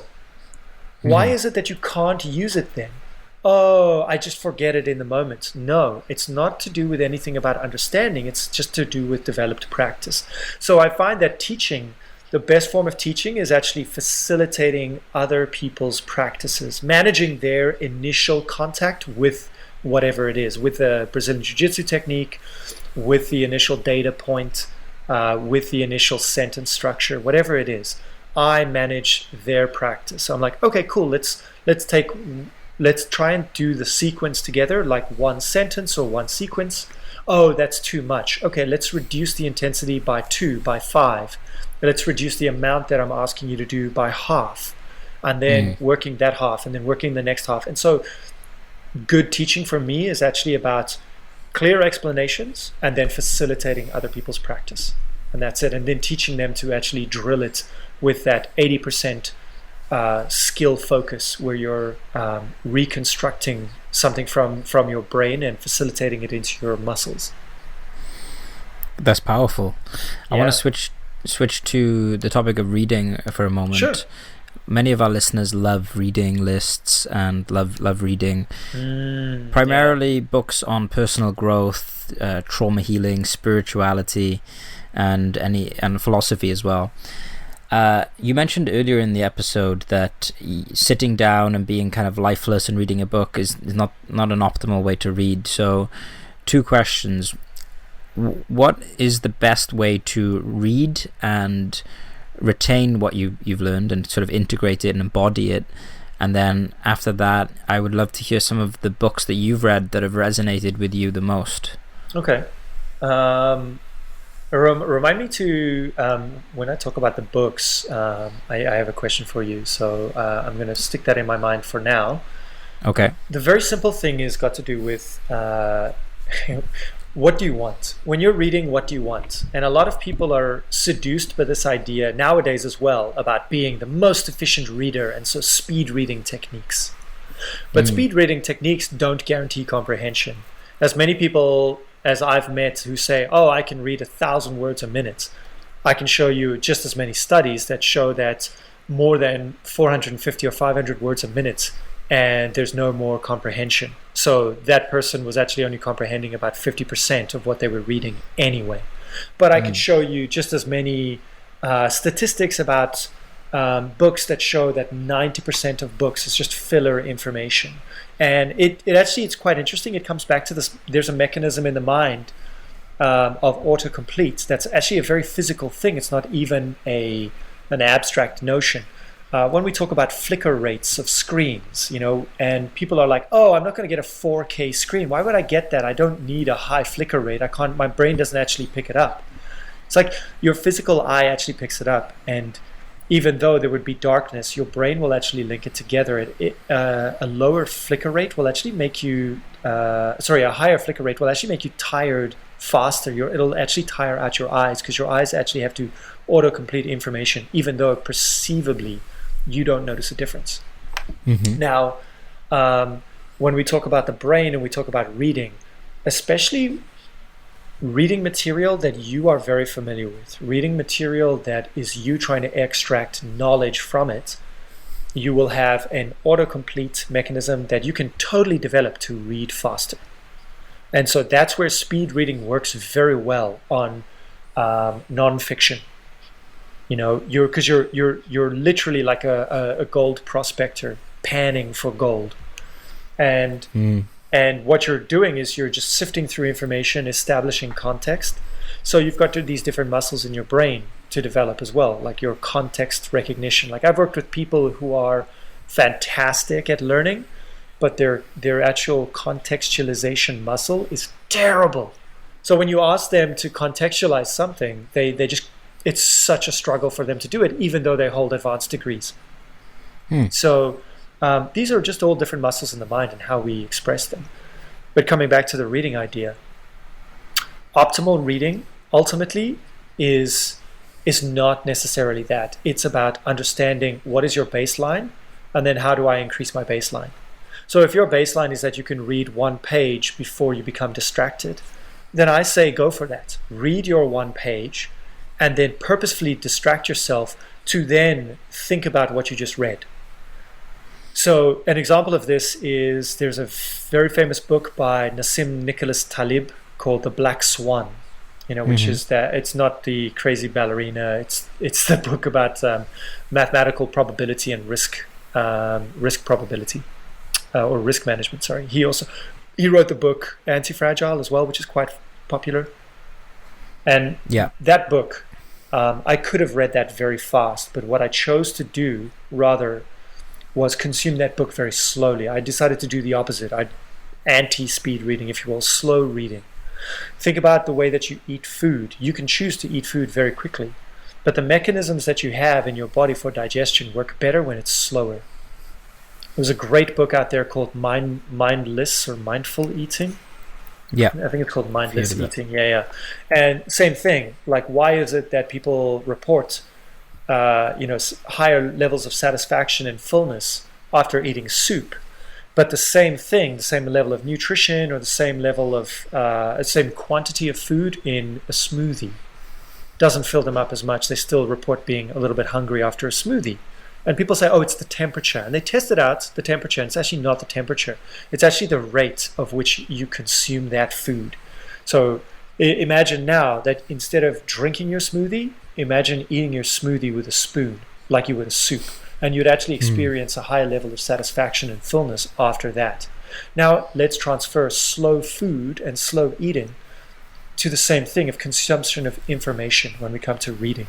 If you consume information very quickly, it actually doesn't digest as well in your mind. And so what we start to do is sift for that one nutrient in that food that's going to make the difference to us. Whereas consuming something a lot slower, you'll start to find that it starts to be more impactful. And so I was reading The Black Swan. I was reading one page at a time, and I would stop for 10 minutes and I would think about that page and I would ponder that page. And of course I found myself sitting in a coffee shop drinking coffee, and also people watching, and just letting that page sit with me for 10 minutes. And I found that book and that experience of reading that book was one of my most pleasurable reading experiences that I can recall. which is incredible Wow. to think about it. Yeah. And I also give people a very quick demonstration of these types of things, like reading lists. I mean, I'm a fan. I'm a huge fan. The top 10 classic works of art, of literature that you should read before you die. And I'm like, oh, I got to read these books. And I never get round to them. And ultimately, it's because of my habits. It's nothing to do with my reading culture. It's just got to do with, well, I'm busy. And the price I pay for developing a business is that I don't have time to read, or the price I pay for exercising is that I prioritize my exercising over my reading. So speed reading kicks in. Great. The books that I speed read, I find that I'm confirming a lot more information that I have, and you get that confirmation bias. So if we talk about the best ways to read, I would say read stuff that's not on your list. I would say read stuff that people would never recommend to you because they would not connect it with you. Because the stuff that they probably would connect it with you, you're probably, especially when we're talking about nonfiction, you're probably very familiar already with these concepts. You're probably already familiar with a lot of the ideas that are in there, and it's confirming them for you, which is great. There's nothing wrong with that. But that's where speed reading kicks in, and you could probably just confirm that a lot faster. And if you wanted to go into more depth and more detail, like I want to recall a lot more of this. Like I understand the basic idea, but I want a lot more of the details. Consume it with a notebook and pen right next to you. Even if you throw that notebook and pen away after you finished that one reading session, just the fact of going to your notebook and writing down a key idea. There's so many studies that show writing notes makes you consolidate information in your own words. Drawing pictures is almost as, as impactful as teaching others, because by drawing a picture to show how a dynamic actually interacts means that you need to be clear on it in your own mind. And so the studies that show that using your hand, writing notes, drawing pictures, if people are interested, they can research the Feynman technique. And there's a fantastic YouTuber, Thomas Frank. I love his stuff. He goes a little bit too nerdy for me sometimes, and a little bit too orientated around the data. But he's fantastic, and he's well aware of himself. As a learner, I really like him. And he's got a great video on the Feynman technique. So if people want to look at that, that's great as well. And I would actually say every time you consume a YouTube video that you want to pay attention to, you want to recall more at the end, write it down. A podcast that you're listening to, you want some notes. Well, actually write notes, draw pictures while you're listening. That way you recall more. And then just take 5 minutes of stillness at the end and ask yourself, what were the main points that you got excited about while you were consuming this thing?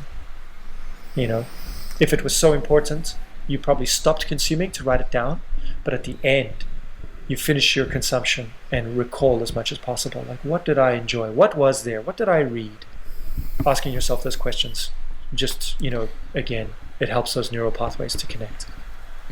So I think what you've just shared are you've shared a few ideas, but the two ones of having some stillness after you consume something, and also keeping a notebook handy when you have information that you really want to integrate and isn't just confirmation bias type material that you could skim read. Exactly. Those two things are incredibly simple. Like everyone can do that now. Everyone can get a notebook, get a pen, and make the habit of having a few minutes of stillness after they consume something, even an episode of their favorite podcast or YouTube video or an article or a book. And I'm definitely going to be doing that now.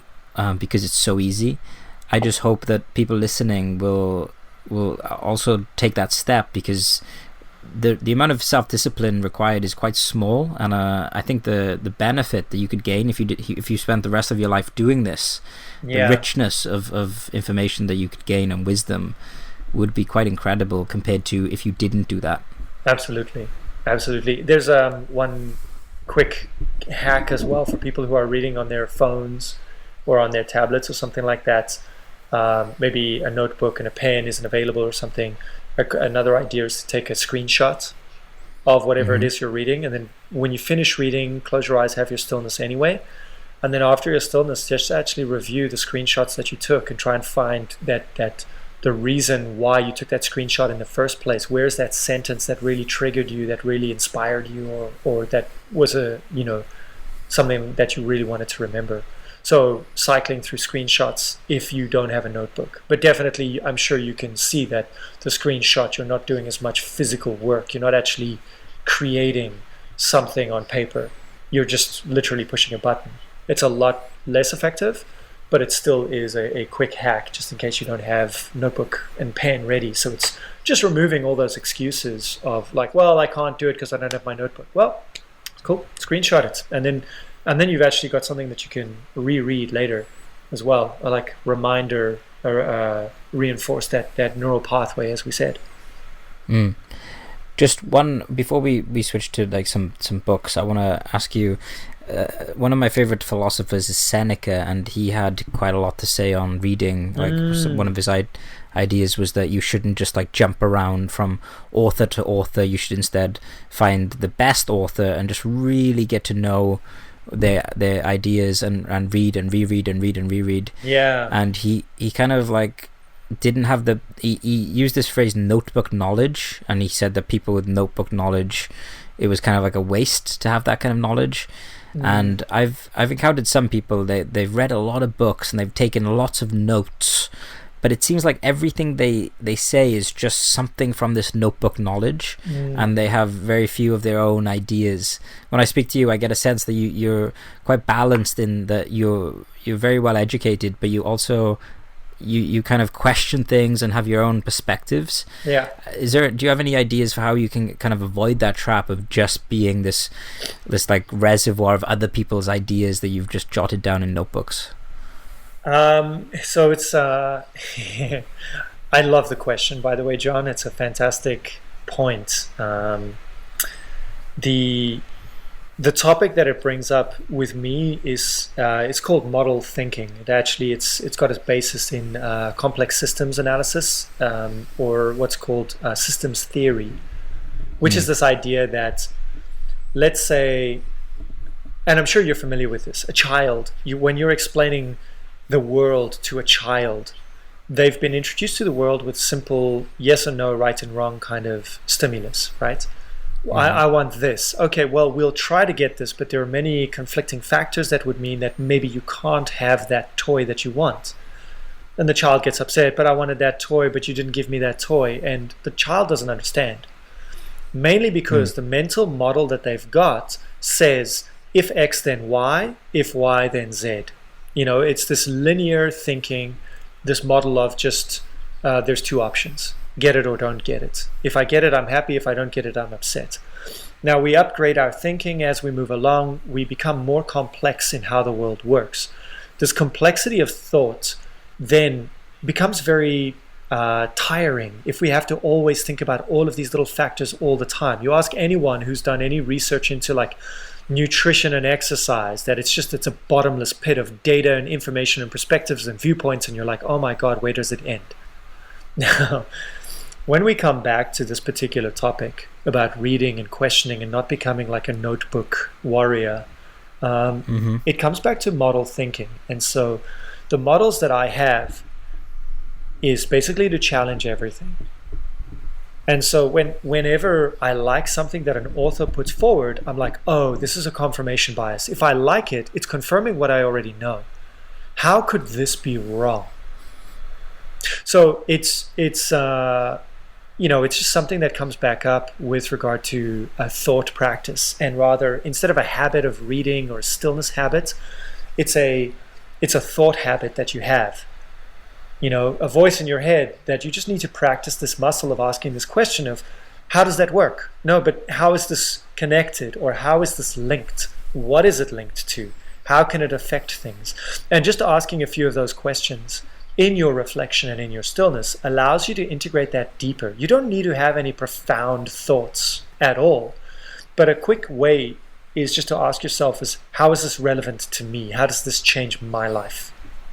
How does it influence the people around me? So I used to be a huge conspiracy theorist. If you want to talk about like 9/11, if you want to talk about the moon landings and stuff like that, and lizard men and Atlantis, and like I was game. I was absolutely game. But the more I researched, the more I realized that I was living my life in a particular way. And one question transcended all of my time spent looking into conspiracy theories and all my frustrations and all my anxiety around them. This question transcended it. And this question was very simple.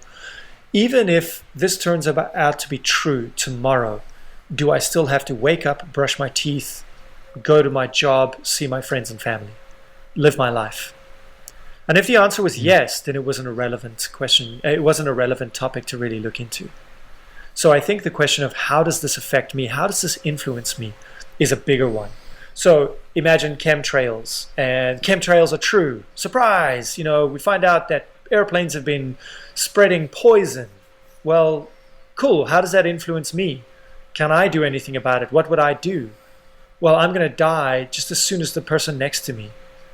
So if that's the case, then what can I do to enjoy my life more today? Well, it's not worry about chemtrails, or be mindful of chemtrails, or participate in protests about chemtrails, and it will make you, like a little bit more balanced for it. Now, if we're reading information, it's the same thing. Let's say I read information about crystals. I'm like, wow, that's great. Crystals do this. Okay, well, how can I integrate that into my life, or how does it change my life? So, people talk about the subtlety of crystals, but I would talk more about things that are organic and not mineral. Because a plant in your house or a dog in your house will have a lot more effect than a crystal in your house. And so those types of things of how does it affect my life? Well, a crystal is meant to give you good energy. Well, any dog or cat owner will tell you that just seeing them the first time that they wake up is going to give them a hell of a lot more of a smile than a crystal will. Which ultimately will affect your quality of life a lot more. And so, very simply, just coming back to this idea of having a thought habit, of a question of how do I integrate this, or what effect will this have in my life, is just something that allows you to get away from that and personalize it. And ultimately understanding, coming back to the brain again, notebook warriors typically are trying to just be socially valuable. That's all that they're trying to do. They're trying to show, hey, I know about this topic. I read XYZ. What they're trying to say is, I have value. Please value me. And unfortunately, that's just like a non-developed social skill. The best way to socially connect with people is to show, oh, I don't know about this. Please tell me more. You've read something about this? What did you think? Not, here's my interview, tell me more about this topic, but rather, how did you see this personally come about in your life? Tell me about your life as well. Those personal connections help a lot more. And so by personally connecting with data, you actually find a much more richness in it as well as a human being, and then as a social animal too, which it becomes very interesting. Like, who's got a favorite sequence of 10 numbers, the people that I've helped memorize pi to 100 digits, because of the way that we memorize it, it's very personal that you actually find that you've got a favorite sequence of numbers. Like mine is the 5820974944459, which is numbers 50 through to 60. It's actually 50 to 59. Those 9 numbers are some of my favorite numbers in that group, and I can explain why, but just think about how absurd that is, that you've got a favorite set of numbers. And I'm smiling as I'm saying this because number one, it's absurd, but number two is they make me smile. These numbers make me smile. So yeah, coming back to your point, if I answered your question in a roundabout way, but trying to link it to all these other topics, it's just very simple. A notebook warrior is just someone trying to be socially valuable. Number one, with the data, ask how it impacts them personally as a person, and as a result of that, it impacts their identity a lot more, and the result is that their personality will affect their social quality as well, and they'll cease to be that type of person, perhaps with that stigma of being the person who knows everything but doesn't necessarily implement it. Now, if I've answered that, going back to the point of exploring one author versus several authors. If we're talking about nonfiction, the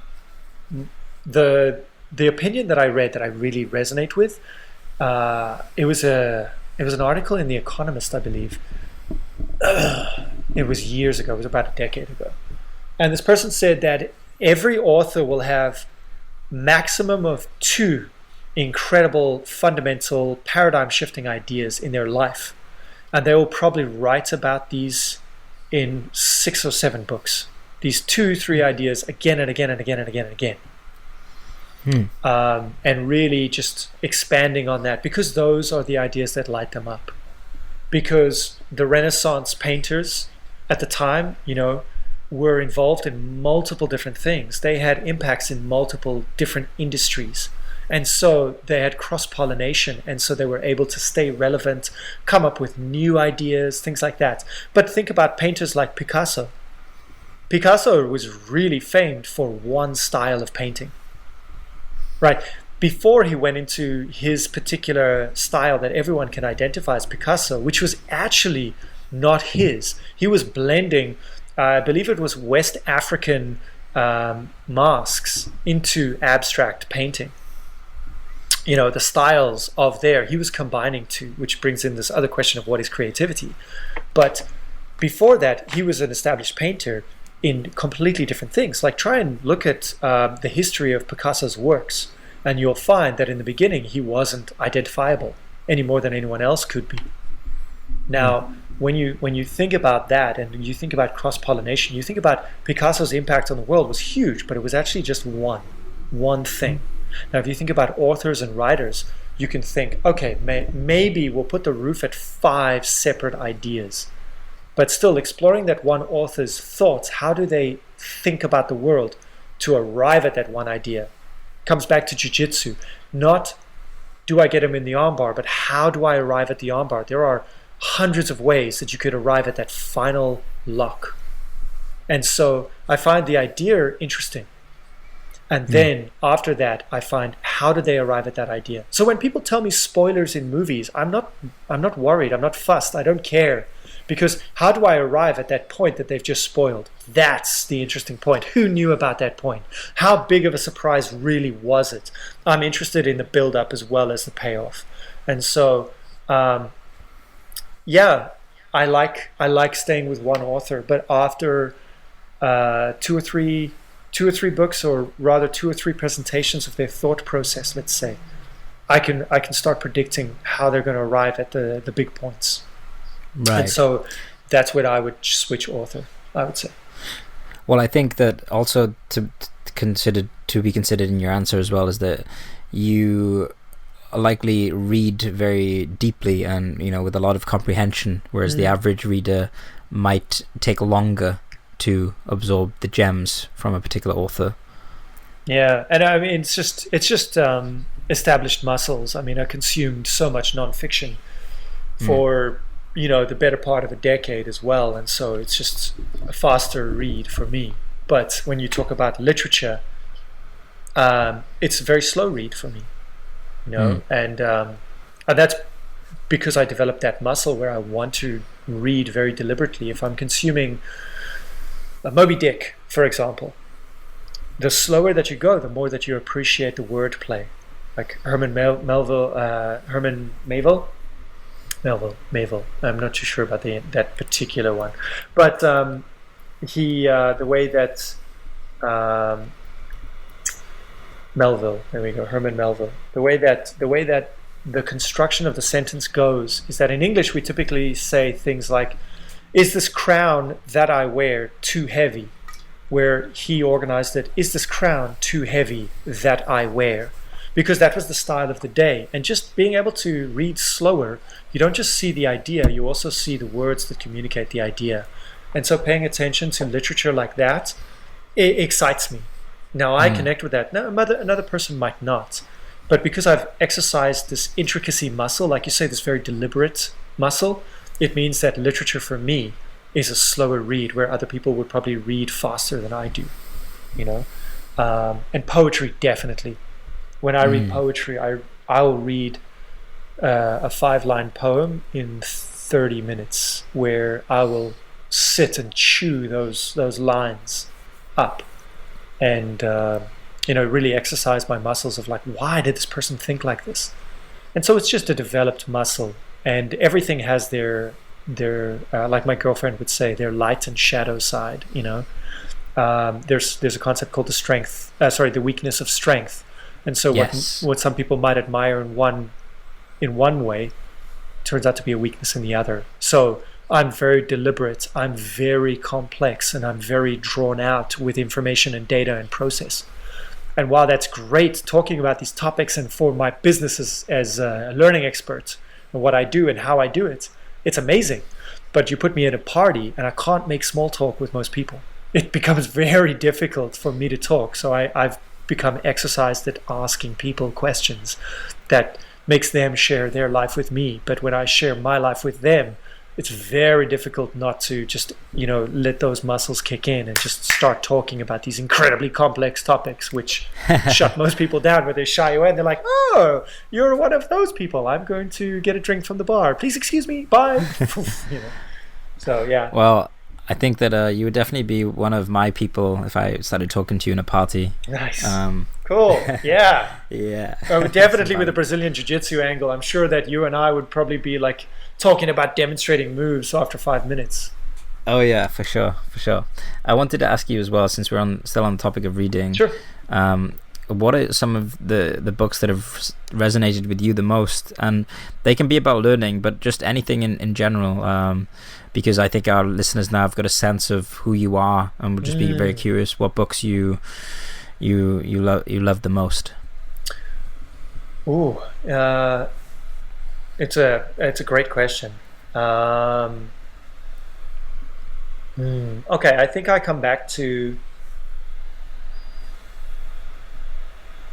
Let me categorize it then and say the works of Tim Ferriss. The 4-Hour Work Week, the 4-Hour Body, the 4-Hour Chef, Tools of Titans, Tribe of Mentors, like all of them. I consumed each one of those books at least 7 times. Wow. And his goal was to make a generation of people who are learners that are better than him. And I would say I'm one of those generation where without him, I don't think I would be, focused in the direction that I am. And so definitely as a starting point, I can't recommend him highly enough. I completely disagree with a lot of his methodologies now that I've investigated them on my own. But I think without him, none of this would exist. It's kind of like if you watch Usher dance, you're like, wow, he dances so well and he dances better than Michael Jackson. But you know what? Without Michael Jackson, Usher wouldn't exist. It's that simple. Gotcha. Yeah. And yeah, so Tim Ferriss is a big one for me. I think one of the best thought leaders that I have read is, like I mentioned, Nassim Nicholas Taleb, Lebanese-American author. The Black Swan, The Bed of Procrastus, Fooled by Randomness was the other one. His new one is called Skin in the Game. They are incredible books. Incredible. Peter Diamandis did a book, Abundance, and I like that one because that challenges a lot of existing things as well.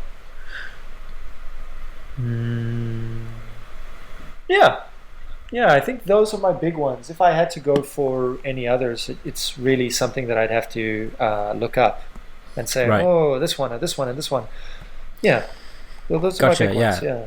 I think those are more valuable because you could list like dozens of books that like you liked and you got something from, but I think that you've just listed a few books that you've read like at least 7 times. So yeah. I've read the 4-Hour Body and the 4-Hour Chef. Never read the 4-Hour Work Week, but now after speaking to you, I really want to dive into that very soon. And also Taleb's books as well. I've heard about them so many times, but I just haven't got around to them. So yeah, that's great. Thank you for that recommendation. No problem. And for those types of things, if people are like, okay, I want the idea, but I don't want the style of writing, like George R.R. Martin's wrote Game of Thrones. I can't stand his actual style of writing. For me, it's horrible. I hated it. I made it through 2 books just by grinding my teeth.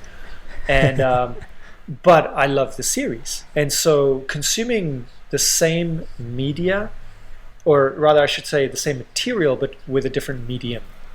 So for example, if you if you read some of Talib's books, it's thick.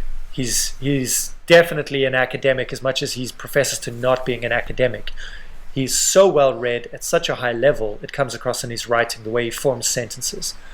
One of the best things that I can recommend to people is where other people reformulate what he says. So there's a great app called Blinkist. I believe there's another one, Mentorbox, which is the same thing, where they summarize these huge books into short like 15-page segments or something like that. But I like to consume a lot of media on YouTube, and I can consume it at a faster rate because I've got audio and visual stimulus. So I'll watch a video at like 1.75 speed that summarizes books that I want to read, but I just don't have time to read, especially with nonfiction, because they'll give you the big bullet point ideas, and then have some stillness after I've consumed that and just think, what do I want to, that's quite interesting. So that's another way that I work around, I don't have time to read. Cool. Watch a YouTube video where someone's reporting what they read. And YouTube channels is where I stick with the authors, where I say this author, this particular YouTube channel has got great content. I like the way this person thinks. What are they going to do? Can I predict the way that they think? What new material can they present in their particular personal style? I think that podcasts are amazing learning tools, and I think the way that the kind of natural, somewhat messy way that we speak naturally in a podcast, it actually lends itself to comprehension and attention. Because I've listened to like Jordan Peterson, for example. I can listen to him on YouTube all day, but listening to his audiobook where he was reading a script was a completely different experience altogether. Yeah, I mean, when we know it's something like that, our tonality changes. It's the same thing. I try and make YouTube videos all the time, and I can't get excited talking to a camera. But if you put someone behind the camera asking me questions, you'll watch me come alive, and my tone changes and everything. And so it's like, Jordan Peterson, same thing. You put him in front of a microphone, he'd probably bored himself. But engaging with people, and you engage that social aspect, you'll watch people perform by engaging a social aspect. So it's very, very interesting stuff. So we've covered a lot of ideas, and honestly, I could keep asking you questions, and I definitely want to have another conversation with you sometime in a couple of weeks or a couple of months, where we attack a specific topic together, and we can go really deep into the kind of structures of learning. But for people who are listening, and we've covered a lot of ground and so many useful ideas, I'd like to kind of wrap things up a bit, but first, like, where can people find out more about you, and also like work with you potentially, if that's what you do? I know you said you work with clients, so would love to hear more about that. Absolutely. So at the moment, I'm currently in the final stages of developing a very quick memory course, and that's going to be available very soon on my website and on my Facebook page. So I think the quick explanation for that is that people always want memory improvement techniques, but what they find out there are super expensive courses that are like 37 hours long. And I hate that idea. I'll give you the content in 5 minutes, and then we've got Facebook groups that facilitate you practicing that content, which is much more engaging anyway. So that's coming out now. It's called the 5 Memory Secrets. And then I work with people one-to-one in a variety of ways, but it's usually the way that I work is we do online calls. We run through a program of 3 months. So I do sometimes work with people when they do presentations, but I'm phasing that part out, because I find that people don't try and develop presentation skills over time. They're just like, oh my gosh, I'm in trouble, I need help, and I'm not a first aider. Right. So I like to work with people in development, and so I actually have a what I call the Brain Forge, which is a 12-week program to help change what is a brute force method of learning or acquiring information into a more elegant, efficient model. And so I run people through this 12-week program. So I've got a digital product. I've got the 12-week program, and then after that, I'm happy to do consultations. So if anybody's listening, interested, and they're curious about how we can work together or something like that, I love taking calls and just adding value to people. At this point in time, a lot of what I do, a lot of what I'm about is really establishing value.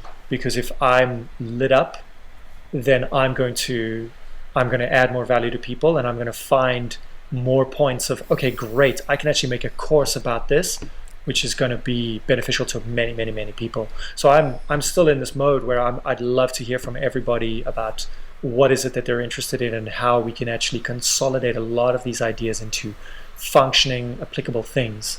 So the other thing that I run then is some of these ideas on, psychological biases and learning, conditioning. I run workshops on those for retreats, online workshops as well. So yeah, various different little things, and I'm very interested to see what evolves. I've got an idea in the future for running opening up a brain lab, which will be quite cool.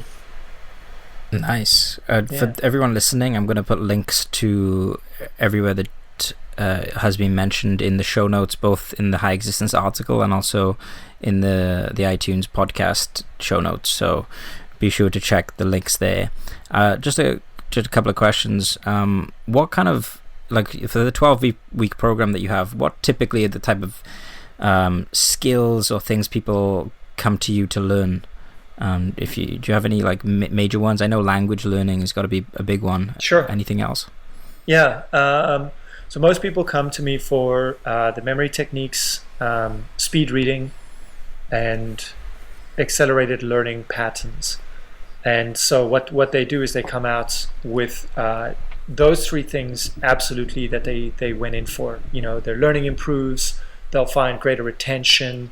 But then what I also add, which people don't normally look for, but they find great value in, it's one of those unknowns. They didn't know that they needed it, so they didn't know that it was out there, is model thinking and this psychological bias examination. And coming out of that, they become better communicators, and it actually allows them to put information in a particular way which doesn't upset them. So we talk about inflammation in the body when you get injured. You can also talk about neurological or psychological inflammation when information comes in and it hurts you. Like, oh, I didn't think that person would do this action that actually hurts me. They betrayed me.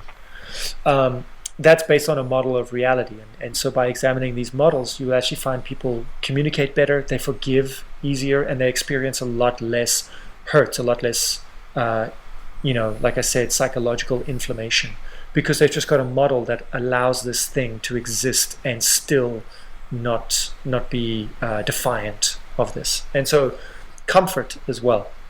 They get over a lot of discomfort. Yeah. So there's things like that. Yeah. I love that you have put a focus on cognitive bias. A few years ago, I went through a period of really studying cognitive bias, read books like Predictably Irrational and Irrationality and Blind Spots. Dan Ariely is one of my favorite authors, actually, But I consume a lot of his data on YouTube. I haven't read any of his books, but I've consumed like all of his talks and things like that on YouTube. He's great. I love him. Yeah.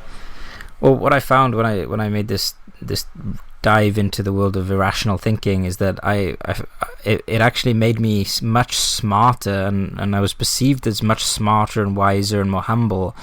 And like the reason why is because I just learned how stupid I could be, and other people.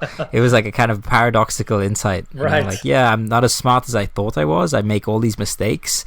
Because I'm aware of that, you can rely on me more. Yeah. Yeah. And that's it exactly. But how many people, have that type of knowledge and just, allowing space for that to exist as well. It's like, it's not a reflection on you. It's not that you are these things. It's like, well, this is how your brain works. And you think, so this is normal. Yeah, this is normal. Other people experience this very same thing. So yeah, I think that's a big deal. It's a big deal. Like people forgiving themselves for being bad at math, for example, allows them to be great at math. Yeah. after time. So yeah, it's a big deal. So although we're talking about cognition, it ties in with emotionality. It ties in with, like, how you understand yourself as well, and allows you to achieve that higher higher existence. Yeah, well, this has been great conversation. I've learned a lot and very inspired, and we've made it almost to 2 hours. So the episode will Oh be my definitely gosh. over 2 hours when it's released. So yeah, thank you so much for your time and answering the questions and keeping the energy high for 2 hours. I appreciate it. No. Thank you very much, John. It's been an absolute pleasure chatting with you. And yeah, oh, I'm looking forward to the next one. I'm full of Yeah, energy and full of life. So thank you. great. Thank Cool. you.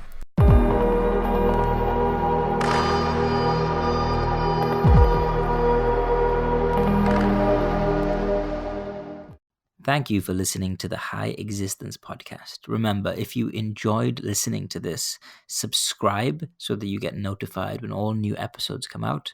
And if you really like it, then we would appreciate it so much if you left a review and a comment on the podcast. It would help us keep the podcast going strong and would allow us to keep getting amazing guests on the show. Until next time, my friends.